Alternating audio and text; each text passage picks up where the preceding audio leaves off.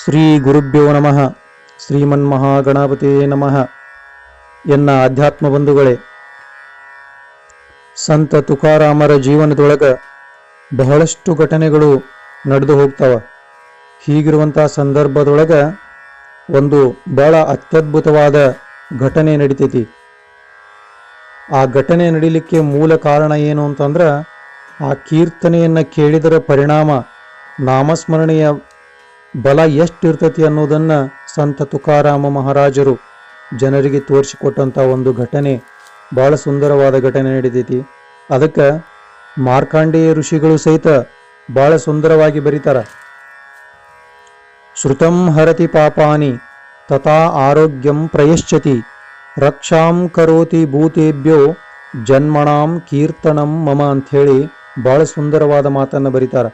ಇದರ ಅರ್ಥ ಏನಪ್ಪ ಅಂದ್ರೆ, ಶ್ರುತಂ ಹರತಿ ಪಾಪಾನಿ, ನಾವು ಯಾವಾಗಲೂ ಗುರುವಿನ ನುಡಿಗಳನ್ನು ಕೇಳಿದ್ರೆ, ನಾವು ಯಾವಾಗಲೂ ಒಳ್ಳೆಯವರ ಎಲ್ಲ ತಿಳಿದವರ ಒಂದು ನುಡಿಗಳನ್ನು ಏನಾದರೂ ಕೇಳ್ತಾ ಇದ್ರೆ, ಸತತವಾಗಿ ಕೇಳ್ತಾ ಇದ್ರೆ, ನಾವು ಮಾಡಿರ್ತಕ್ಕಂಥ ಪಾಪ ಪರಿಹಾರ ಆಗ್ತತಿ. ಕೇವಲ ಪಾಪ ಪರಿಹಾರ ಆಗೋದಲ್ದ ಮುಂದೇನಾಗತ್ತಂದ್ರೆ ತಥಾ ಆರೋಗ್ಯಂ ಪ್ರಯಶ್ಚತಿ, ನಮ್ಮ ಪಾಪ ಪರಿಹಾರ ಆತಂದ್ರೆ ನಮಗೆ ಆಯುಷ್ಯ ವೃದ್ಧಿ ಆಗ್ತತಿ, ಆರೋಗ್ಯ ವೃದ್ಧಿ ಆಗ್ತತಿ.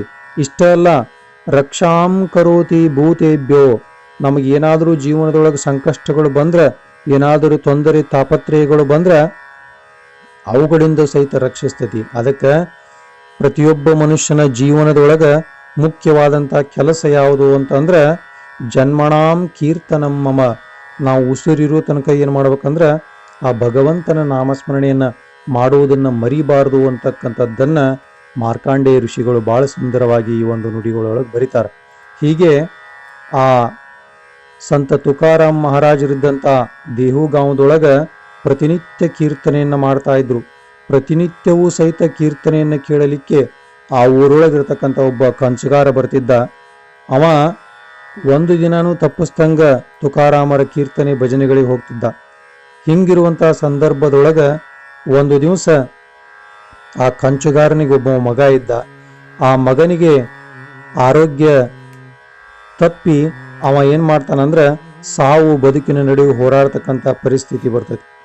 ಹೀಗಿರುವಂಥ ಸಂದರ್ಭದೊಳಗೆ ಮಗನನ್ನು ಎಲ್ಲ ಕಡೆ ತೋರಿಸ್ತಾನ, ಎಲ್ಲಿಯೂ ಸಹಿತ ಉಪಯೋಗ ಮುಟ್ಟುವುದಿಲ್ಲ.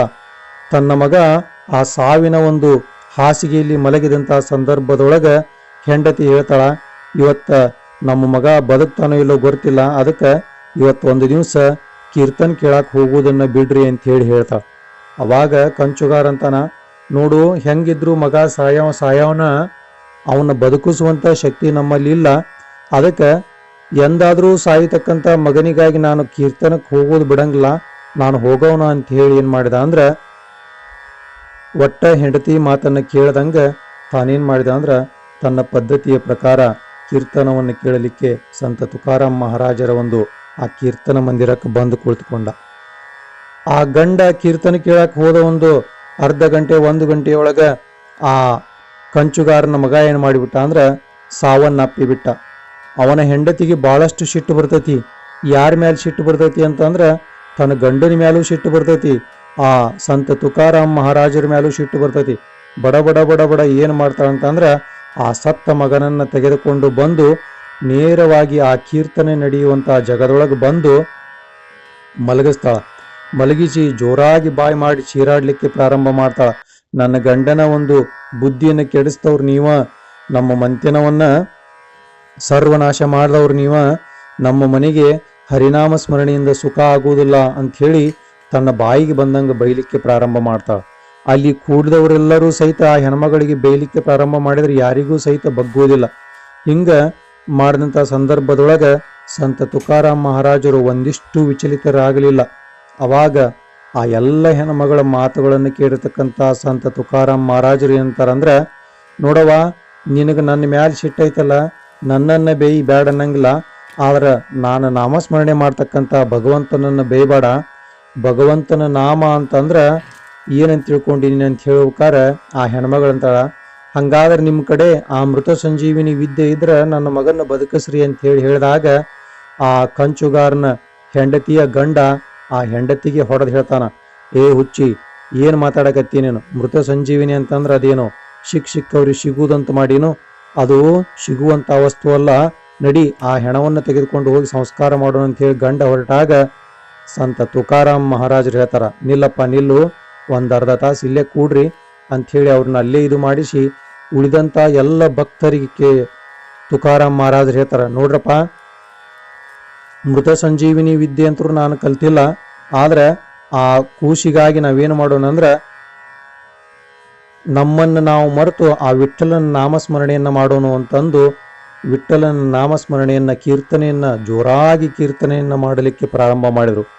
ಎಲ್ಲರೂ ತನ್ಮಯರಾಗಿ ತಮ್ಮನ್ನ ತಾವು ಮರೆತು ಆ ವಿಠ್ಠಲನ ನಾಮಸ್ಮರಣೆಯನ್ನ ಮಾಡಾಕತ್ತಂತ ಸಂದರ್ಭದೊಳಗ ಎಷ್ಟು ತಾಸು ಅಂದ್ರ ಸತತವಾಗಿ 3 ತಾಸು ಎಲ್ಲರೂ ತಮ್ಮನ್ನ ತಾವು ಮರೆತು ನಾಮಸ್ಮರಣೆಯನ್ನ ಮಾಡಾಕತ್ರ ಆ ಶವವಾಗಿ ಹೆಣವಾಗಿ ಮಲಗಿದ್ದ ಆ ಹುಡುಗನು ಸಹಿತ ಆ ಹುಡುಗನಿಗೆ ಪ್ರಾಣ ಉತ್ಕರ್ಷಣ ಆಗಿ ಆ ಪ್ರಾಣ ಬಂದು ಆ ಹುಡುಗನು ಎದ್ದು ನಾಮಸ್ಮರಣೆಯನ್ನ ಮಾಡಲಿಕ್ಕೆ ಪ್ರಾರಂಭ ಮಾಡ್ದ.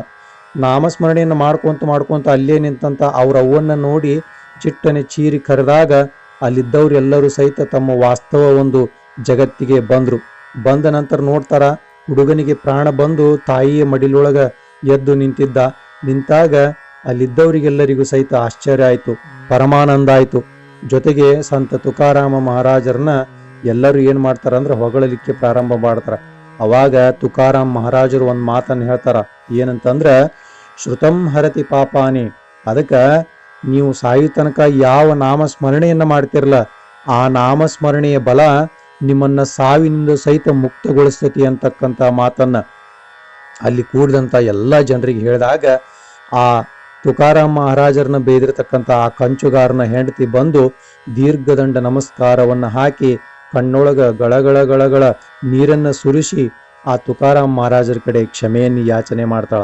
ಅವಾಗ ತುಕಾರಾಮ್ ಮಹಾರಾಜರಂತಾರ, ನೋಡವ, ನಿನ್ನ ಮಗ ಇನ್ನ ಪುನರ್ಜನ್ಮ ಪಡೆದ, ಅವನನ್ನ ಎಂದಿಗೂ ಸಹಿತ ಈ ಕೀರ್ತನಕ್ಕ ಬರುವುದನ್ನು ತಪ್ಪಿಸ್ಬೇಡ ಅಂತ ಹೇಳಿದಾಗ ತನ್ನ ತಪ್ಪಿನ ಅರಿವಾಗಿರ್ತಕ್ಕಂಥ ಆ ಕಂಚುಗಾರನ ಹೆಂಡತಿ ಏನ್ ಮಾಡಿಲ್ಲ ಅಂದ್ರೆ, ಯಪ್ಪ ನೀ ಹೆಂಗ್ ಹೇಳ್ತೀಯ ಹಂಗ ಕೇಳ್ತಾನಂತ ಹೇಳಿ ಮತ್ತೆಲ್ಲ ನಕ್ಕೊಂತ ಆ ಕಂಚುಗಾರನ ಹೆಂಡತಿ ಮಗ ಎಲ್ಲರೂ ಮತ್ತೆ ತಮ್ಮ ಮನೆಗೆ ಹೋದ್ರು ಅಂತಕ್ಕಂಥದ್ದು ಬರ್ತದೆ. ಅದಕ್ಕೆ ಶ್ರುತಂ ಹರತಿ ಪಾಪಾನಿ ತಥಾ ಆರೋಗ್ಯಂ ಪ್ರಯಶ್ಚತಿ ರಕ್ಷಾಂ ಕರೋತಿ ಭೂತೇಭ್ಯೋ ಜನ್ಮಣಾಂ ಕೀರ್ತನಮಮ್ಮ. ನಮ್ಮ ಜೀವನದೊಳಗ ಮುಖ್ಯವಾದ ಉದ್ಯೋಗ ಯಾವುದು ಅಂತಂದ್ರ ಏನಪ್ಪಾ ಅಂದ್ರ ಕೀರ್ತನ, ನಾಮಸ್ಮರಣೆ ಅಂತಕ್ಕಂಥದ್ದನ್ನ ನಾವು ಯಾರೂ ಮರಿಬಾರದು ಅಂತಕ್ಕಂಥ ಮಾತನ್ನು ಹೇಳ್ತಾ ಈ ನುಡಿಗಳನ್ನ ಗುರುವಿನ ಪಾದಕ್ಕೆ ಸಮರ್ಪಣೆ ಮಾಡ್ತೀವಿ.